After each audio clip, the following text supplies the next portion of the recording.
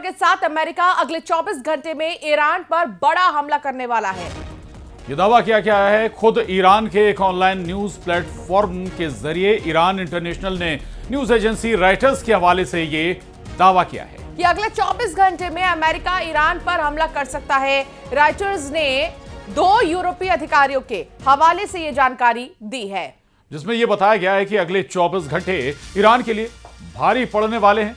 Report में एक Israeli अधिकारी के हवाले से भी यह कहा गया कि अमेरिकी राष्ट्रपति डोनाल्ड ट्रंप ने ईरान पर सैन्य हस्तक्षेप करने का फैसला ले लिया है, लेकिन इसका दायरा और समय अभी स्पष्ट नहीं है। तो ये बड़ी और अहम खबर है।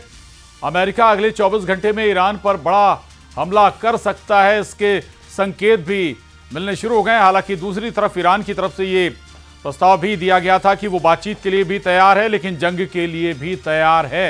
और अब जो रिपोर्ट्स आ रही हैं, उन रिपोर्ट्स के हवाले से यह दावा किया गया है कि 24 घंटे के अंदर, जी हां, 24 घंटे के अंदर ईरान पर अमेरिका कोई बड़ा हमला कर सकता है। इससे पहले भी परमाणु ठिकानों को निशाना बनाने के लिए अमेरिका ईरान को टारगेट कर चुका है।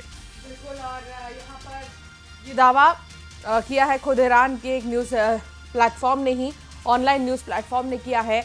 ईरान इंटरनेशनल ने न्यूज एजेंसी रॉयटर्स के हवाले से दावा किया है कि अगले 24 घंटे में अमेरिका ईरान पर हमला कर सकता है। तो ईरान के लिए अगले 24 घंटे जो है बहुत ही ज़्यादा अहम होने वाले हैं, क्योंकि अब क्या एक्शन लिया जाएगा अमेरिका की तरफ से ये देखना होगा कि क्या ईरान पर अमेरिका ज़बरदस्त अटैक करने वाला है या क्या करने वाला है, क्या रणनीति अमेरिका की रहने वाली है, इस पर सभी की नज़र है।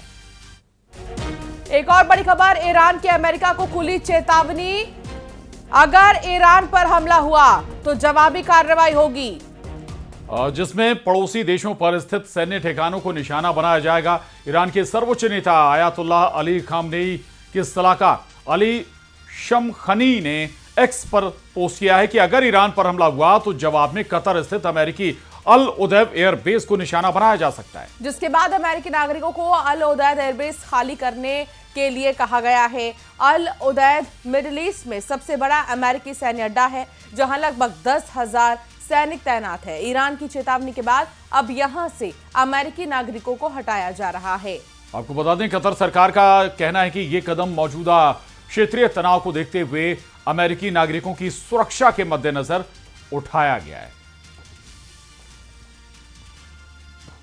तो ईरान की तरफ से भी चेतावनी दे दी गई है कि अगर ईरान पर अमेरिकी हमला होता है तो फिर पड़ोसी मुल्क जिनके संबंध अमेरिका से हैं वहां पर, या जहां अमेरिका के बेस हैं पड़ोसी मुल्कों में, वहां टारगेट किया जा सकता है। यानी केवल 24 घंटे में अमेरिकी हमले की रिपोर्ट नहीं है, बल्कि दूसरी तरफ से भी रिप्लाई आ चुका है। ईरान की तरफ से भी रिप्लाई दे दिया गया है, अमेरिका को जवाब दे दिया गया है कि अगर कोई गुस्ताखी होती है, ईरान को टारगेट किया जाता है, तो फिर जवाब के लिए भी तैयार रहिए। और टारगेट किया जाएगा जो अमेरिकी एयरबेस अलग अलग कंट्रीज में बने हुए हैं, उन पर हमला किया जा सकता है।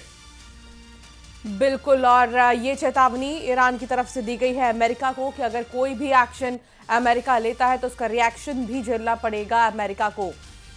तो ईरान में हिंसक प्रदर्शनों के बीच भारत सरकार ने भी भारतीय नागरिकों के लिए एडवाइजरी जारी की है, जिसमें कहा गया है कि जो भी भारतीय नागरिक, चाहे वो छात्र हो, तीर्थयात्री हो, व्यापारी हो, पर्यटक, इस समय ईरान में उन्हें जल्द से जल्द वहां से निकाला जाना चाहिए।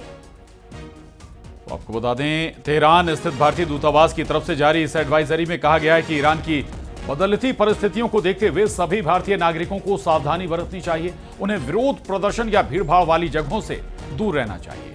ईरान में मौजूद भारतीय नागरिक भारतीय दूतावास के संपर्क में रहें और स्थानीय मीडिया पर नजर भी रखें। तो ईरान में हिंसक प्रदर्शनों के बीच भारत सरकार ने भारतीय नागरिकों के लिए एडवाइजरी जारी की और कहा है कि अगर बहुत ज्यादा जरूरी ना हो तो वहां से निकल जाना ही बेहतर है। तेहरान स्थित भारतीय दूतावास की तरफ से जारी इस एडवाइजरी में कहा गया है कि ईरान की बदलती परिस्थितियों को देखते हुए सभी भारतीय नागरिकों को सावधानी बरतनी चाहिए। तो भारतीय नागरिकों के लिए, ईरान में मौजूद भारतीय नागरिकों के लिए ये एडवाइजरी जारी की गई है उनकी सुरक्षा के मद्देनजर।